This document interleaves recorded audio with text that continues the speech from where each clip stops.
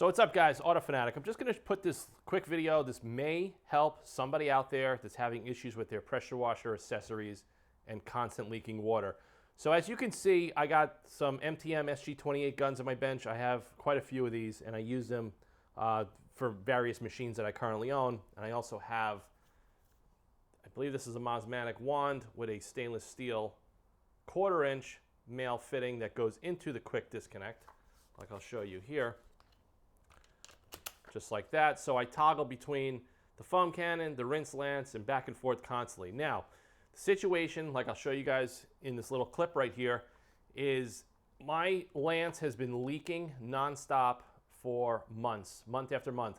Now, being that it's cold out, I washed the car and it's really cold out, the water pools down my arm and all over my shoes, and it's freezing out, and it's not very pleasurable. So I went crazy. I reached out to a lot of different people. I even talked to the tech guy over at Obsessed Garage. I reached out to Matt, and they were suggesting that it's most likely the O-ring. Now, inside the quick disconnects, these are 1/4 inch, there is a little O-ring inside there, and the fitting right here would seal inside to prevent the water from escaping, but that's not the issue.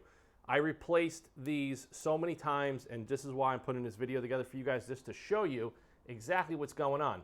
So what ended up happening, I started buying all these other fittings. I bought them from all different vendors, and they kept leaking and leaking and leaking. Now, being that this is stainless steel, I never ever suspected that this male fitting could actually wear out to the point of causing the issues that I'm talking about in this video and showing you in this video. So what I'm going to show you right now, I'm going to pull it off the lance, and I'm going to show you one thing here. So we're going to grab a brand new quick disconnect. We're going to pop it in there.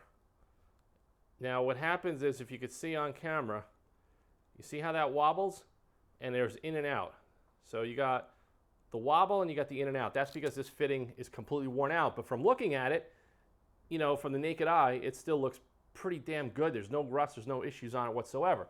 So now you go to one of the brass quick disconnects, and check this out here. You could hear that. That clicking back and forth. It's not supposed to do that. So when you look at this stuff, and these are brand new fittings I have over on the left side. So I got my caliper, and I'm going to just measure this, and I'm going to show you guys. And this is something that I want you guys to look forward to. If you have such an issue, this is going to solve it quick. You don't necessarily need a caliper, but just do a visual inspection. And if you look carefully, and I'll have some close-up shots, you could see that in between that groove of where it seals with the little balls inside the quick disconnect, it's all scalloped and worn out. So with the caliper, we're going to do a quick measurement, and we have 0.3580. So 0.3580, we're going to grab a brand new fitting, 0.3630, okay? So 0.3630 is brand new, and 0.3575 now it's reading. So that little bit of a difference between this fitting and this fitting is causing the issue of the water leaking all over my feet every time I wash my car, and it's been driving me nuts. So like I said, I just wanted to put this video together. Don't always think that your issue is going to be the quick disconnects. Yes, you can damage the O-ring, but to be honest with you, when the O-ring is damaged, water pools out at a very rapid rate, and you're going to definitely know this is the issue. But I always have spares in the garage. But something that I never really thought would be an issue, to be honest with you, because if this is stainless steel is a very hard metal, and it takes a lot for it to wear out. So being that this wore out so much between here and here, and the tolerance is wobbling all over the place, this is why it's leaking all over the place. So this is just cheap crap from China that's cast. You know, a lot of resellers resell these for more money, saying that they're stainless, but don't think that being that they're stainless that they're going to be any better. So what I did this time around, I just bought some generic ones here. You know, these are zinc and cad plated, and they cost me $8 for all three of these. Not a big deal.